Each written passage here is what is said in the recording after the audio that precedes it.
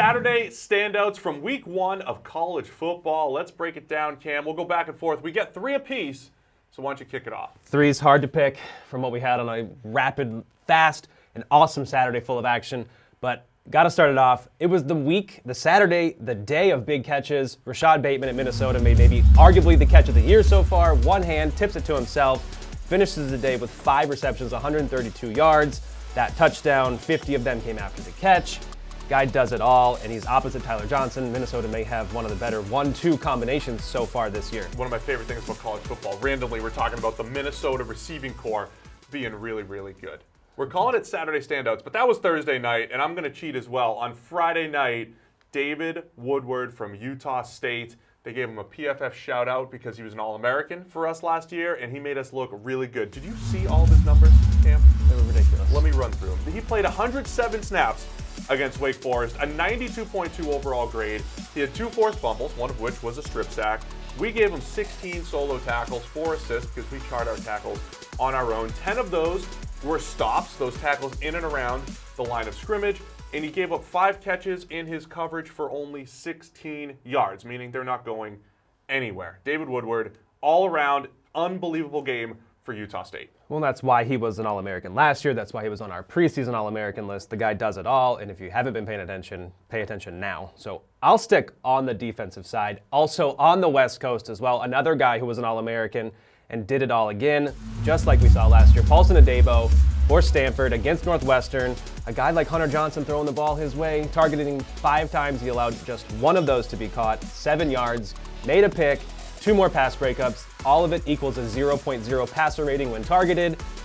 Guy's a lockdown corner, and again, needs to have more attention paid to him. The national media needs to get out there and follow this guy like we are. He is truly a lockdown corner in college football. Very impressive interception that he had there. I'm going to go with a big name that people are already following, Jerry Judy, the wide receiver for Alabama. Now, last year, the wide receiver corps was so good at Alabama that the difference between Jerry Judy and Jalen Waddle and Henry, all those guys were just absolutely incredible. But Judy's the guy that's getting that top end of the first round type of hype, and they're featuring him in that type of role, getting him the ball in space, and he was fantastic, catching 10 out of 13 targets for 137. 80-plus yards came after the catch. I love that he had 8 first downs plus touchdowns on those 10 receptions, so everything was productive, forced 2 missed tackles. He's incredible after the catch, so he's got that route running and the bendiness to just make guys miss. His defense of the Blitnikoff is off to quite the start. I thought the best part of that Alabama offense was the fact that they do potentially have 4 wide receiver ones in that core, the best receiving core in the nation, but you see both of the guys on Judy's highlight reel play blocking downfield. Waddle and Ruggs both at the end zone, helping Judy get to the end zone. They're downfield blocking. Team effort at Bama. That's how they do it. It's a shocker. Who That's else how they win some games. Speaking of blocking, Samuel Cosmi, tackle at Texas. Yes, it's against Louisiana Tech. Yes, they've produced edge rushers before, but his 47 pass blocking snaps, he allowed 0 pressures, allowed plenty of time for Sam Ehlinger to stay in the pocket, diagnose his reads, go through coverages, everything he was doing. Cosby was awesome last night. Truly is. You know, he played more snaps than any other tackle returning to college football last year, and he played them all at a high level, and he's off to another high start this season. Look at that. Only a PFF. We can get a little offensive line love even the day after. I'm going to wrap it up, though. Flashy position again. Jacob Eason. I know it happened against Eastern Washington, but the quarterback's making his Washington debut after transferring from Georgia. And I think you immediately saw the difference with him under center versus, say, Jake Browning. Even though Browning maybe has been very efficient on a down-to-down basis, Jacob Eason brings big play potential to that Washington offense. 3 big-time throws, but he was accurate as well. Completed 27 of 36, one of which was a drop, 4 touchdowns, 349 yards.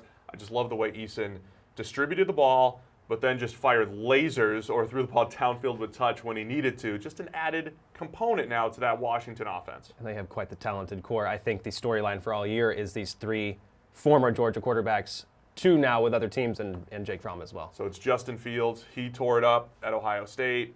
We've got Jake Fromm. We'll keep tabs on all 3 of those Georgia quarterbacks all year long. So there you have it. It's our Saturday standouts. There was millions to choose from. Let us know in the comments who you think were the biggest Saturday standouts from week 1 of college football. You want to get rid of me and get back to more great PFF YouTube content? All you have to do is push that button right there and subscribe. Thanks for watching.